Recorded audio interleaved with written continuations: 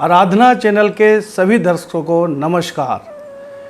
आपके समस्या और मेरे विचारों के बीच में आराधना चैनल ने जो सेतु का काम किया है उसके लिए आराधना चैनल का धन्यवाद। आज 20 जून 2020 को सूर्य ग्रहण पर अपने विचार विमर्श रखने के लिए आराधना चैनल के माध्यम से हम यह प्रोग्राम आपके सम्मुख प्रस्तुत कर रहे हैं। ग्रहण किन कारणों से होता है यह आप सभी को विदित है। खगोलीय घटना है। पृथ्वी और सूर्य के सम्मुख जब चंद्रमा आ जाता है तो ऐसी स्थिति को हम सूर्य ग्रहण कहते हैं। यह एक खगोलीय व सुंदर घटना है। इससे डरे नहीं अपितु इसका आनंद लें, परंतु इसकी अनदेखी भी ना करें, क्योंकि हमारा शरीर पंच तत्वों से मिलकर बना है, जिसमें से 4 तत्वों का हम सेवन प्रतिदिन करते हैं। जैसे पृथ्वी से उपजी हुई चीज़ों का आनंद लेते हैं, उनका भोजन करते हैं। वायु हमारे सांसों के द्वारा, प्राणायाम के द्वारा हमारे शरीर में, अग्नि भोजन को पचाने में व पकाने में हमारा कार्य करती है, और आकाश जिसका कोई भी अस्तित्व हमें नहीं समझ आता, परंतु वह जो भी खगोलीय घटना होती है उसके कारण हमारे शरीर में, हमारे मानसिकता पर, हमारे व्यवहार पर उसका फर्क पड़ता है। इसलिए ये खगोलीय घटना भी है और एक जातक पर प्रभाव डालने वाली घटना भी है। ये देश देशांतर पर, विश्व पर, समाज पर हर प्रकार की घटना को विदित करती है। इसलिए हम जानेंगे कि यह किस प्रकार घटना हमारे जीवन को व्यथित करती है या सुरित करती है, यह ध्यान रखें। कल 21 जून 2020 को सूर्य ग्रहण है। यह सूर्य ग्रहण भारत में संपूर्ण क्षेत्रों से देखा जाएगा व इसकी घटना को भारतवर्ष व निकटतम देशों में भी अवधित किया जाएगा। इसका भारत में जो ग्रास काल है वो 10:20 है। परम ग्रास है 12:01 पर, और मोक्ष है 1:48 पर। इसलिए ये ध्यान रखने की आवश्यकता है कि इस समय खुली आंखों से ग्रहण को ना देखें, अन्यथा हमारी रेटिना पर या शारीरिक रूप से किसी समस्या पर या मानसिकता पर प्रभाव आ सकता है। इस समय में घर में रहे या टीवी चैनलों के माध्यम से इस ग्रहण का दर्शन करें। यह एक बहुत सुंदर घटना है। यह घटना अलौकिक जीवन में बहुत कम लोगों को देखने के लिए मिलती है। आज से 25 वर्ष पूर्व भी यह घटना घटित हुई थी। इस घटना के माध्यम से दिन में ही शाम का व कहीं जगह पर रात का प्रभाव दिखने लगता है। इसलिए इस घटना का आनंद लें और साथ में पूजा पाठ, दान इत्यादि का भी ध्यान रखें, ताकि आपके आने वाले जीवन में जिस राशि पर जो प्रभाव है, दुष्प्रभाव है, उससे हम बचें। यह सूर्य ग्रहण संवत 2077 आषाढ़ मास अमावस्या तिथि रविवार के दिन मिथुन राशि में विद्यमान रहेगा, जिसके कारण कुछ राशियों के ऊपर दुष्प्रभाव व कुछ राशियों के ऊपर अच्छे प्रभाव रहने की उम्मीद है। हर प्रकार से विशेष ध्यान रखने की जो बात है वह गर्भवती महिलाओं को, बालकों को, वृद्ध पुरुषों को व बीमार व्यक्तियों को इस ग्रहण में विशेष सुरक्षा की आवश्यकता होती है। इसलिए ये ध्यान रहे कि गर्भवती महिला, वृद्ध पुरुष, बीमार व्यक्ति व बालक इस ग्रहण की संपूर्णता से बचे। शास्त्रोगत कहा जाता है कि जब जिस मास में 2 ग्रहण पड़ते हैं उस वर्ष अनिष्टता की बहुत ज़्यादा संभावना रहती है। इसलिए इस वर्ष हमें सतर्क रहना है, सावधान रहना है। आर्थिक स्थिति से, मानसिक स्थिति से व सामाजिक स्थिति से हम सावधान रहे, सतर्क रहे, और किसी प्रकार का अगर दोष आपके जीवन में, आपकी राशियों में उदित हो रहा है उसे पूजा पाठ के माध्यम से दूर करें। यही मेरी आपसे कामना है। सावधानियाँ, गर्भवती महिला ना तो भोजन पकाए, ना भोजन खाए, और किसी प्रकार की कोई काटना, चुभाना या जूस निकालने वाली स्थिति ना पैदा करे, जिससे उनके गर्भ में पलने वाले बच्चे को किसी प्रकार का कोई कष्ट पैदा ना हो। जो बालक छोटे हैं उनको सूर्य की किरणों से बचा के रखे। ऐसा ना हो कि वो गलती से सूर्य ग्रहण को देखे, वह उनके रेटिना पर फर्क पड़ जाए या उनकी मानसिक स्थिति खराब हो जाए। बुजुर्ग अवस्था वाले लोगों को इस ग्रहण से बचना चाहिए, क्योंकि इस ग्रहण की तीव्रता इतनी अधिक होती है कि स्किन से संबंधित सभी प्रॉब्लमों को एक साथ उजागर करते हैं, जिस कारण से बीमारी की वृद्धि होती है व शरीर में जो भी प्रकार का योग है या रोग है उसकी वृद्धि होती है। इसलिए बुजुर्ग व्यक्तियों को भी इससे बचना चाहिए। देखने में प्रॉब्लम आ सकती है, कोई भी स्वस्थ व्यक्ति भी डायरेक्ट रूप से इसको ना देखे, अन्यथा आँख की प्रॉब्लम, मानसिक प्रॉब्लम आपको आने वाले 6 महीने में संभावित रूप से होने की संभावना है। सभी के सपने पूरे हो गए। कन्या लगन वाले व्यक्ति, मिथुन लगन वाले व्यक्ति व मीन लगन वाले व्यक्ति, इन सब राशियों वाले व्यक्ति के लिए ये ग्रहण बहुत शुभदायक है। सिंह लगन वाले व्यक्तियों के लिए यह संघर्ष में जरूर है, परंतु सफलता निश्चित मिलेगी। बाकी राशियों के लिए ग्रहण किसी न किसी अनिष्ट को लेकर अवश्य आएगा।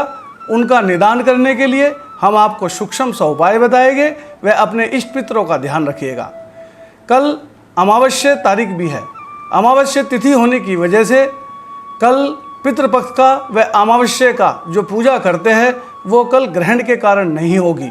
इसलिए ग्रहण से 14 घंटे पहले हम इस पूजा को, पितृपक्ष को या मोक्ष प्राप्ति के लिए जो भी पूजा पाठ है उसे कर सकते हैं। वो 1 बजे से लेकर 4 बजे तक, 20 तारीख को 1 बजे से लेकर 4 तारीख तक आप अमावस्या से संबंधित पूजा पाठ कर सकते हैं। इसलिए आपको सावधानी के साथ बताया जा रहा है कि ग्रहण में अमावस्या पूजा, पितृपक्ष पूजा न करें। जो पितृपक्ष पूजा, अमावस्या पूजा करनी है वो 20 तारीख दिन शनिवार 1 बजे, दोपहर 1 बजे से लेकर 4 बजे तक करनी चाहिए। उसके बाद सूतक काल की प्रथम घड़ी स्टार्ट हो जाएगी, इसलिए उसका ध्यान रहे। उसके बाद पितृपक्ष पूजा नहीं होगी। ग्रहण के उपरांत सभी व्यक्तियों को, सभी जातकों को, महिलाओं को, बच्चों को, स्त्रियों को यह सलाह दी जाती है कि वो ग्रहण के उपरांत स्नान अवश्य करे, पूजा पाठ करे, घर में घी का दीपक जलाए व कपूर, धूप, गूगल इत्यादि का धुआं करे, जिससे ग्रहण के समय जो भी किरणों के द्वारा विकृति, निगेटिविटी हमारे परिवार में, हमारे शरीर में, हमारे घर में उत्पन्न हुई हो, वो इन सभी प्रक्रियाओं से दूर हो जाए। सुंदरकांड का पाठ, हनुमान चालीसा यथाशक्ति जो जितना कर सकता है उसे उतना करना चाहिए। देसी घी का दिया, कपूर व गूगल का जलाना आवश्यक है। इन सभी की धुनी पूरे घर में अवश्य करें। ग्रहों की स्थिति, 6 ग्रह वक्री है, जिसमें बुध, गुरु, मंगल, शुक्र, राहु और केतु। सूर्य कभी वक्री नहीं होता और चंद्रमा भी कभी वक्री नहीं होता। इसलिए कुल मिलाकर इस समय सभी ग्रह वक्री की स्थिति में है। ये और वक्री ग्रह में मिथुन राशि में जो ग्रह पड़ रहा है वह काफ़ी अनिष्टकारी हो सकता है देश के लिए, समाज के लिए, विश्व के लिए, वैश्विक महामारी के लिए। इसलिए हमें ग्रहण का ध्यान रखते हुए जो भी पूजा पाठ नियमित रूप से है, जिस राशि में है उसके लिए हम नियमित रूप से करेंगे। इसके दुष्परिणाम हिंद महासागर से सुनामी की घटनाएं, लॉकडाउन जैसी स्थिति का बढ़ना, महामारी का बढ़ना, वैश्विक बीमारियों का बढ़ना के संकेत देता है। इसलिए सामाजिक रूप से, आर्थिक रूप से, स्वस्थ रूप से आप इन सब का ध्यान दें और अपने आप को सुरक्षित रखें। उपाय, जो भी आप उपाय करें बड़ी श्रद्धापूर्वक, गंभीरता से और सादगी से, विश्वासपूर्ण होकर आप उपाय करें। श्रद्धापूर्वक किया गया उपाय हमेशा कारगर होता है। अगर कोई जबरदस्ती या किसी के खुश करने के लिए या किसी के आदर के लिए आप कोई उपाय करते हैं तो उसका प्रभाव उतना सक्षम नहीं रहता। इसलिए मेरी आपसे गुजारिश है कि आप अपने पाठ को नियमित रूप से, पूजा पाठ को, स्नान को, इत्यादि को, दान को, सामग्री को जो भी करे वो गंभीरता से, श्रद्धा से, भाव से, भावना से युक्त होकर करे, आपका मंगल अवश्य होगा। उपाय के अंतर्गत सूर्य आदित्य हृदय स्तोत्र का पाठ करें, विष्णु सहस्त्र नाम का पाठ करें, अपने इष्ट गुरु महाराज जिन्होंने गुरु धारण किए हुए हैं, अपने इष्ट धारण किए हुए हैं, उनका स्मरण करें, उनके दिए हुए पाठ का वर्णन करें व मोचन करें। और खाद्य पदार्थ, जो पके हुए खाद्य पदार्थ है, उनमें तुलसी दल अवश्य डालकर रखें, अन्यथा वह सारे विषकारी हो जाएंगे।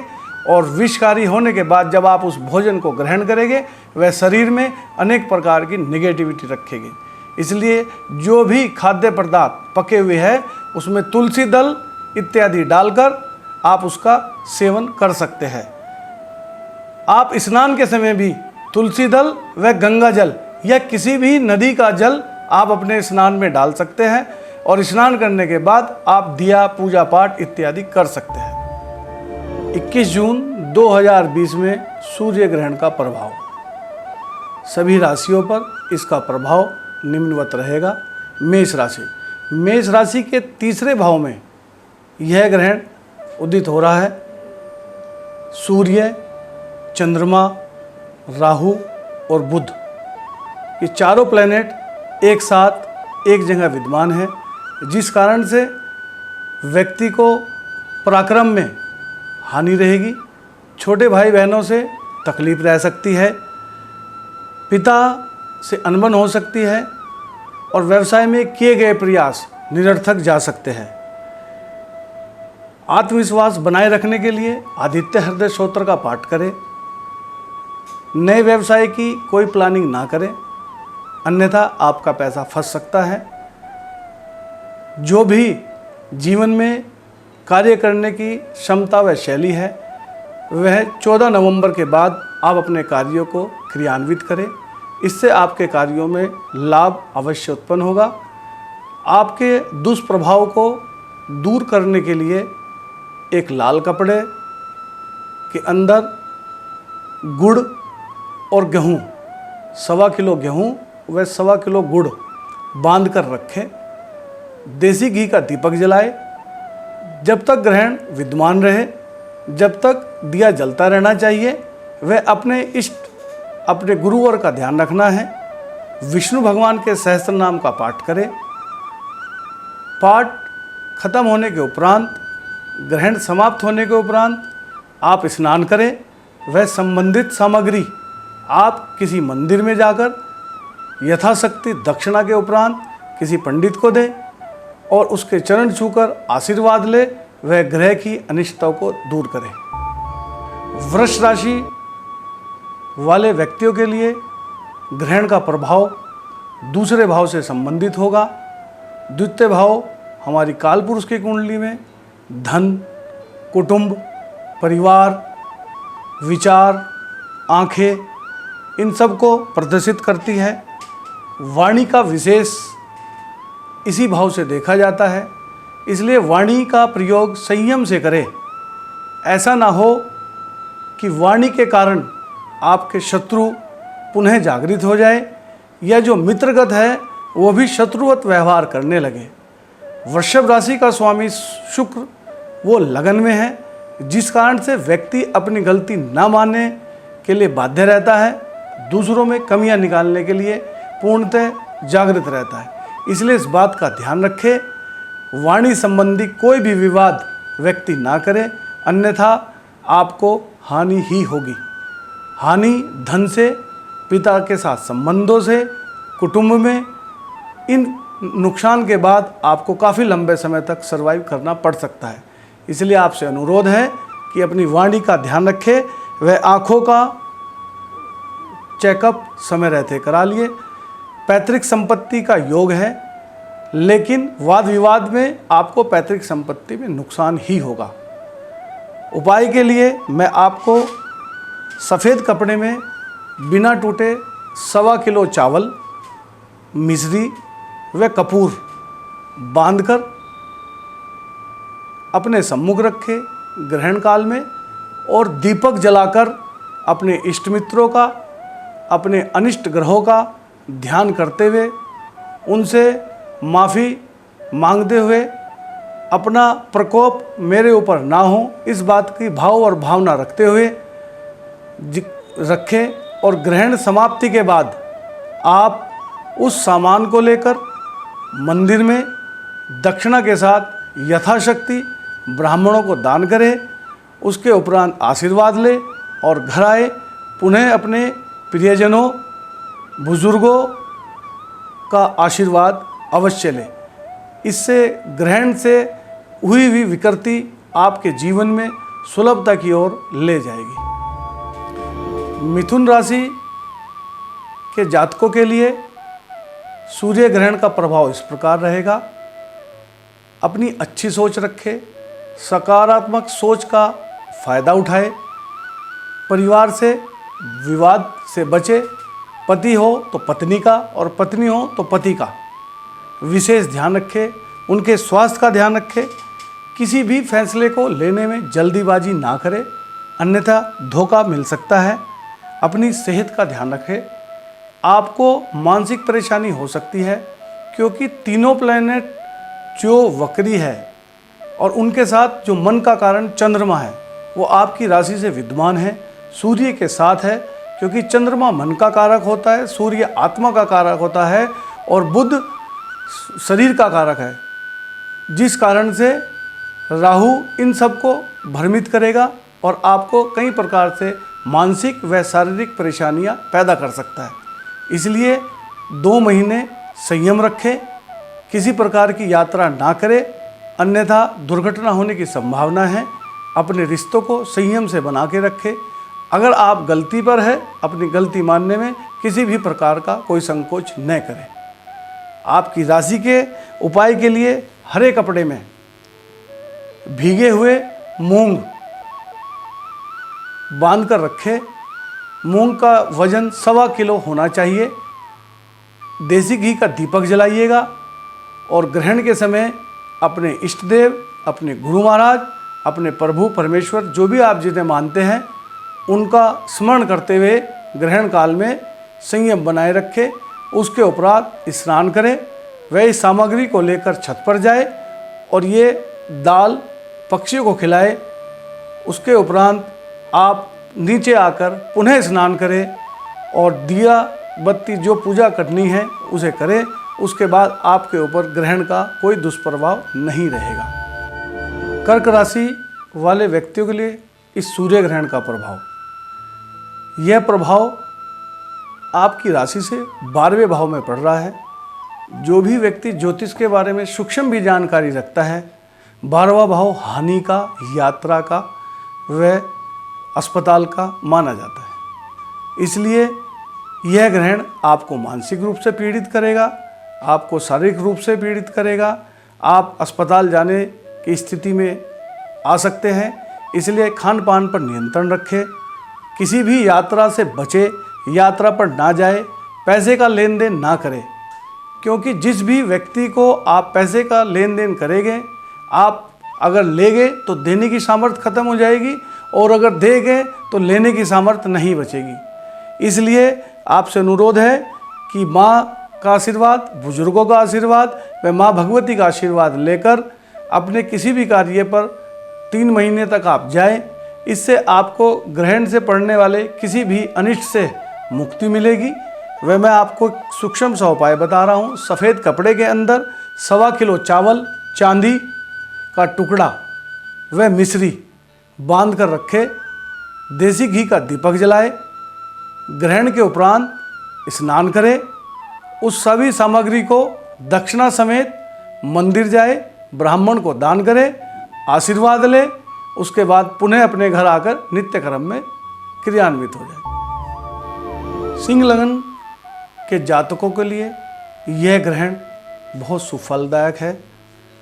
जो भी कार्य वे करेंगे उसके अंदर उनके अंदर सकारात्मक ऊर्जा, पॉजिटिविटी से भरपूर रहेंगे, नए इनकम के साधन बनेंगे।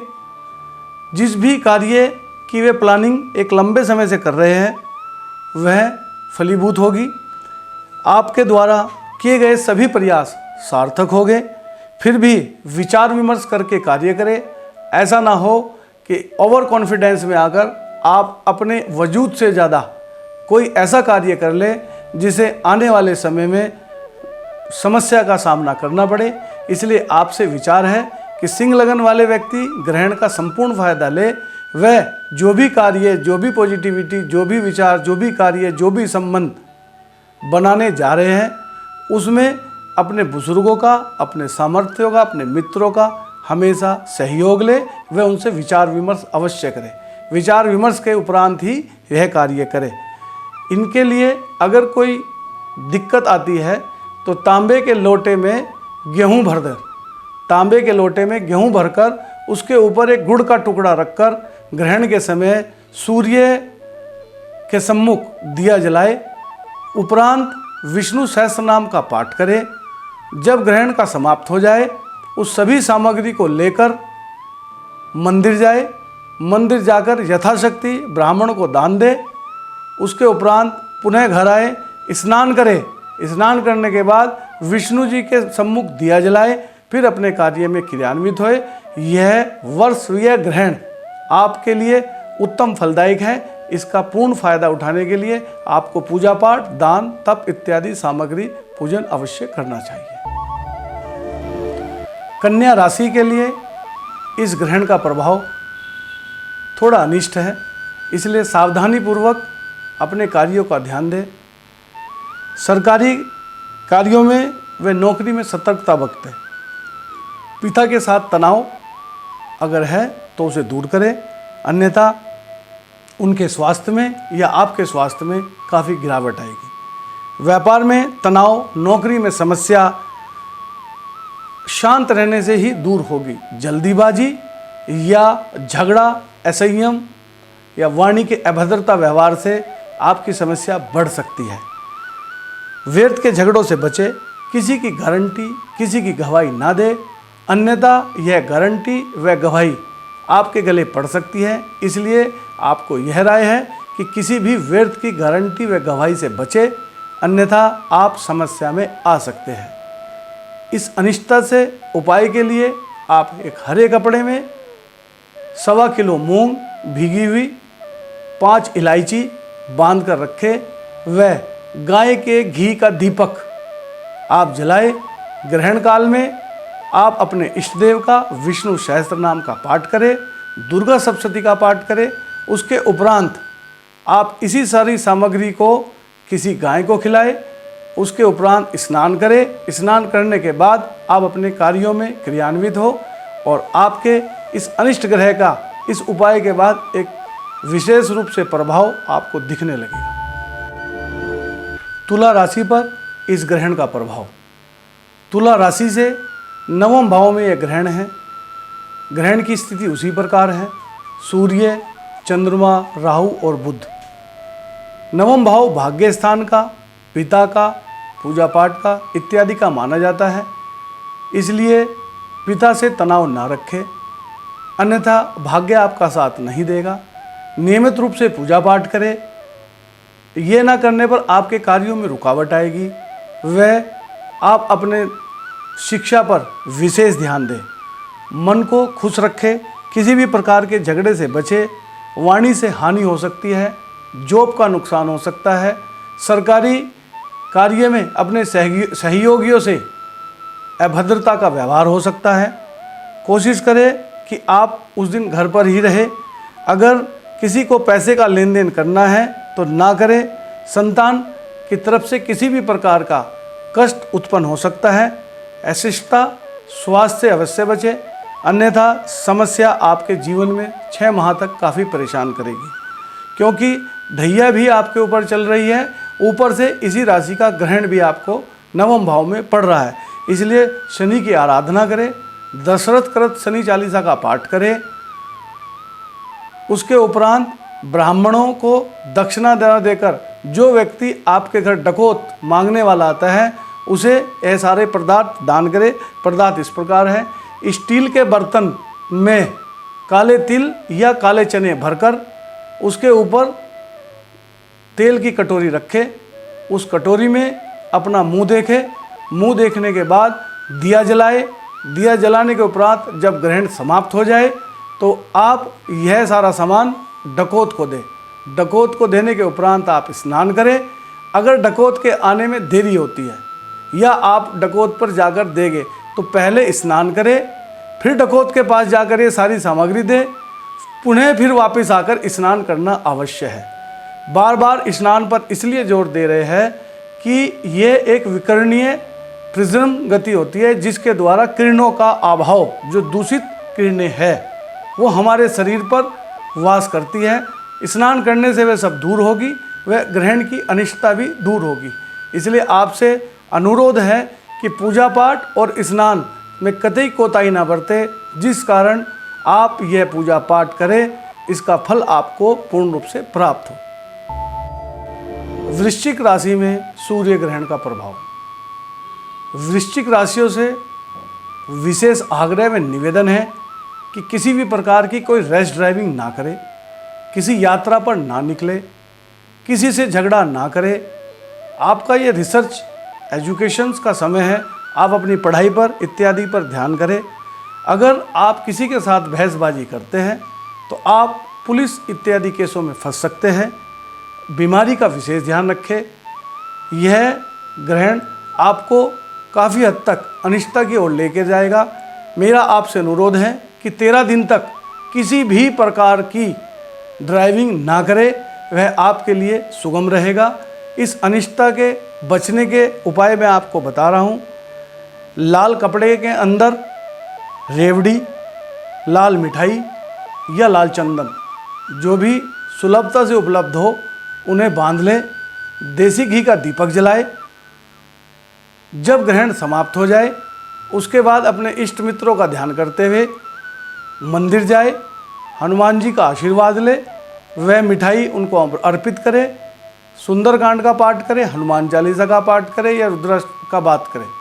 जो भी पाठ आप कर सकते हैं उसे करें। उसके उपरांत प्रसाद ग्रहण करें। वह किसी भी प्रकार से अनिष्टता न हो, इसका कार्य आपको सुगमता से, श्रद्धा से, गंभीरता से, भाव से, भावना से इत्यादि से अवश्य करना चाहिए। अन्यथा अनिष्ट होने की उपलब्धता ज़रूरत से ज़्यादा है। इसलिए इस लगन वाले व्यक्तियों को मैं विशेष आग्रह करता हूँ कि आप इन सब विशेष चीज़ों का ध्यान रखें। धनु राशि पर इस ग्रहण का प्रभाव। धनु राशि वाले व्यक्तियों के लिए सप्तम भाव पर इस ग्रहण का प्रभाव रहेगा।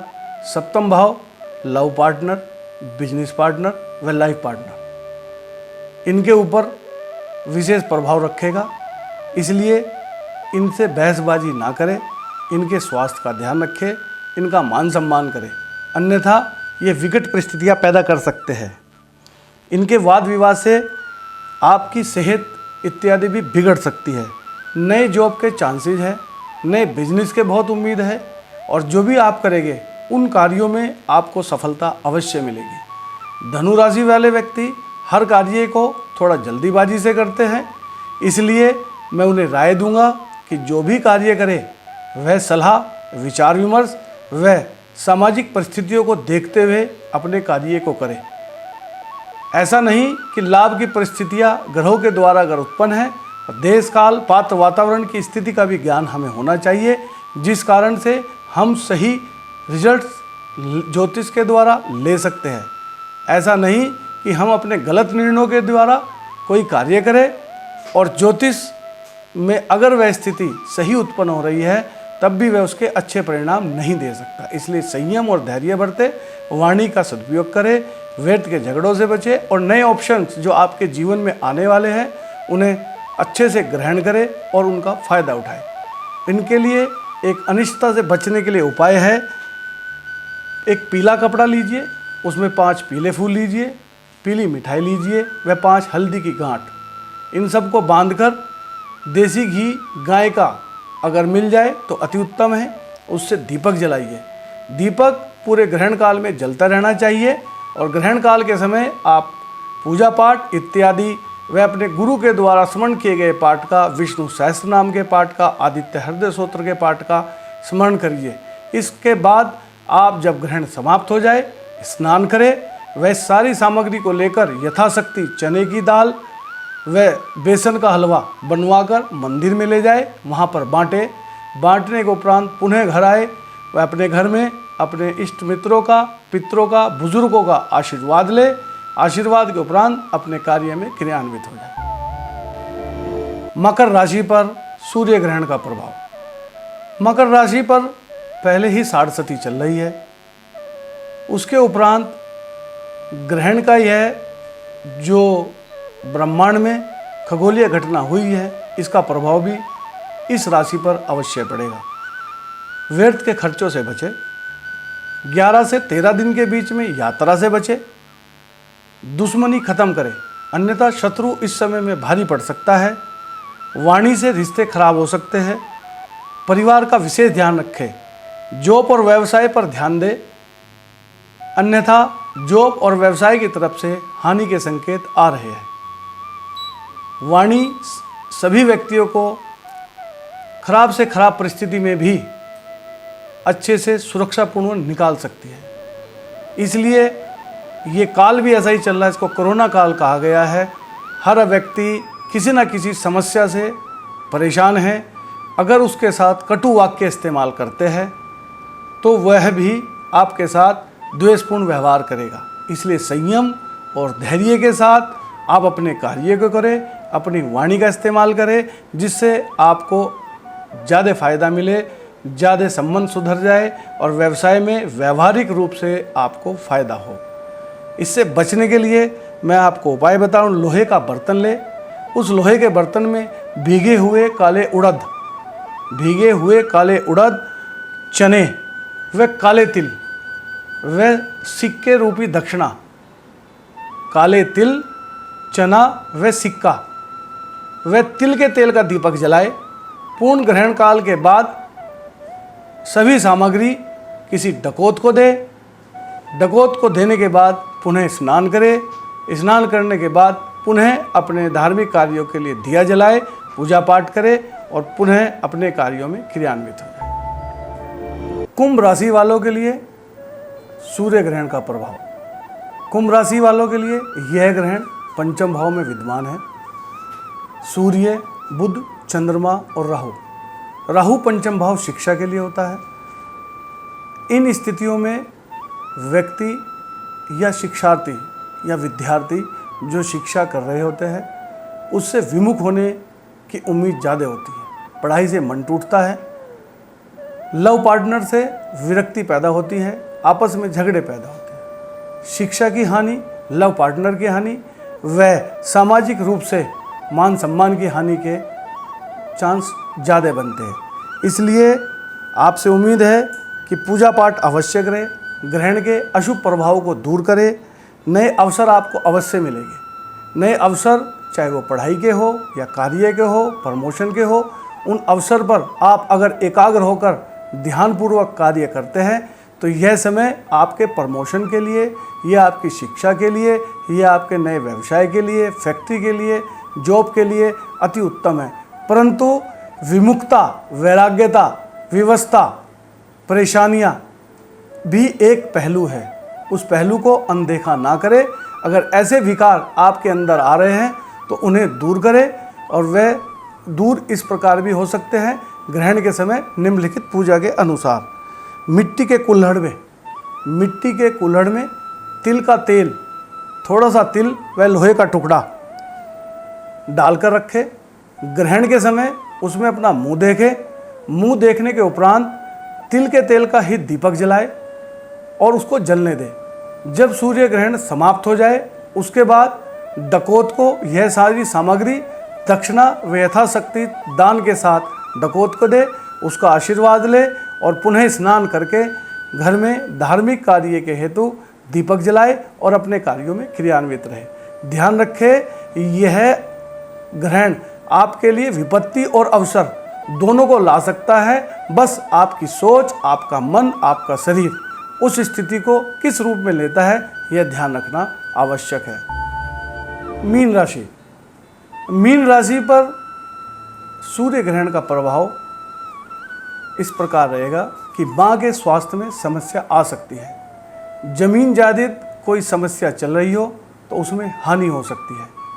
अगर नई संपत्ति आप लेने का विचार कर रहे हैं तो कागज, दस्तावेज इत्यादि पूर्णतः देखभाल करके लें। चौथा भाव वाहन, सुख, माता इत्यादि का होता है, इसलिए वाहन से संबंधित समस्या भी आ सकती है।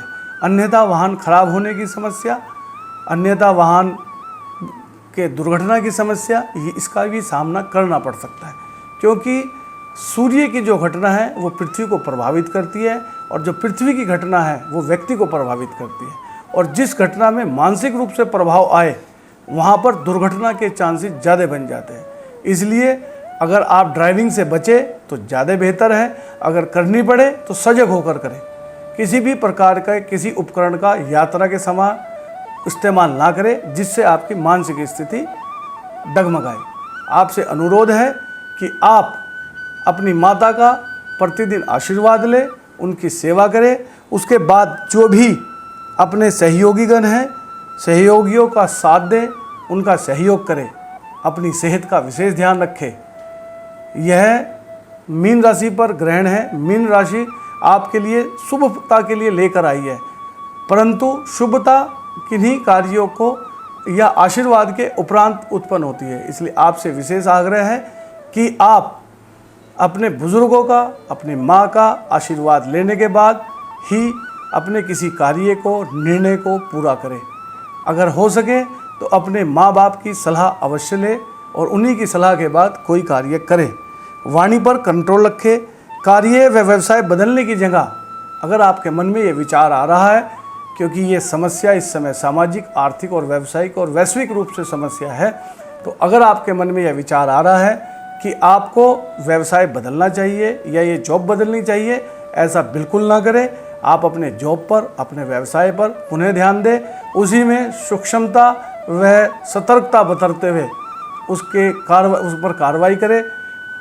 इसमें अनिष्टता से बचने के लिए मैं आपको निम्न उपाय बता रहा हूँ। पीले कपड़े में चने की दाल, गुड़, बेसन की रोटी ग्रह के उपरांत गाय को अवश्य दें। अगर पीले कपड़े में ये तीनों चीज़ बांधकर आप रखें, ग्रहण के समय अपने घर में दीपक जलाए, उसके उपरांत ही आप इसे ग्रहण में किसी गाय को, किसी जानवर को आप दे सकते हैं। इसके उपरांत आप यह ध्यान रखें कि सभी राशियों के अनिष्टता के उपाय बताए हैं, पर अनिष्टता भी वाणी को संयम रखने से, बुद्धिमत्ता का इस्तेमाल करने से और व्यक्ति के व्यक्तित्व की शिक्षा के आधार पर कम या ज़्यादा भी हो सकती है। इसलिए इस बात का विशेष ध्यान रखें कि अपनी वाणी पर संयम रखें, सहयोग की भावना रखें, दया भाव रखें, एक दूसरे का सहयोग करें, एक दूसरे की कमियों को, एक दूसरे की समस्याओं को समझकर उन्हें दूर करने की कोशिश करें। यह हमारा राशिय फल भी है और कोरोना काल के लिए आपको एक सलाह भी है। इसलिए सभी से अनुरोध है कि इन कार्यों का व इन वचनों का पालन करें, जिससे आपका आगामी जीवन बड़ा सुखी व सुखद गुजरे। इस ग्रहण काल में आपके पास दो चॉइस है। जो उपाय, जो विचार, जो बताए हैं आप करें या ना करें। पर ग्रहण पड़ा है, एक ही मास में 2 ग्रहण हुए हैं, विपत्ति तो अवश्य आएगी।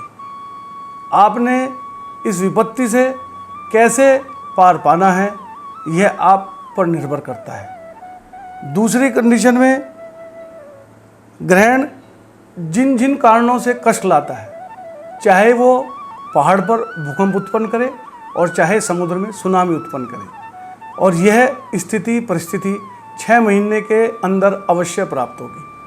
क्योंकि जब सूर्य पर कोई गतिविधि हो रही है और हमारा संतुलन बिगड़ रहा है तो अवश्य ही समुद्र का व पहाड़ों का संतुलन बिगड़ता है।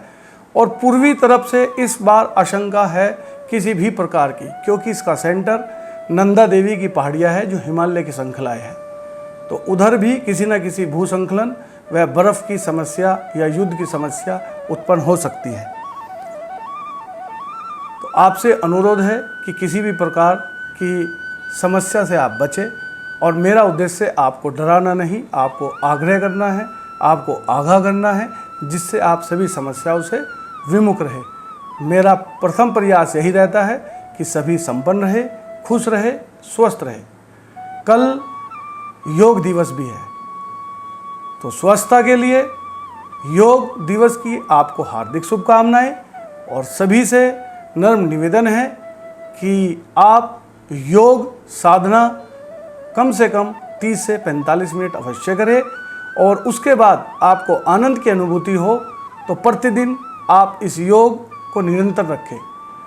कल जो योग दिवस है और अगला योग दिवस जो 2021 में आएगा, अगर इस समय में आप योग का सहारा लेते हैं तो आप अपने अंतर्गत स्वास्थ्य की, मानसिक स्थिति की, शारीरिक स्थिति में इतनी पॉजिटिविटी पाएंगे कि आप हर समस्याओं को निम्न स्तर पर पाकर उससे निराकरण पा सकते हैं।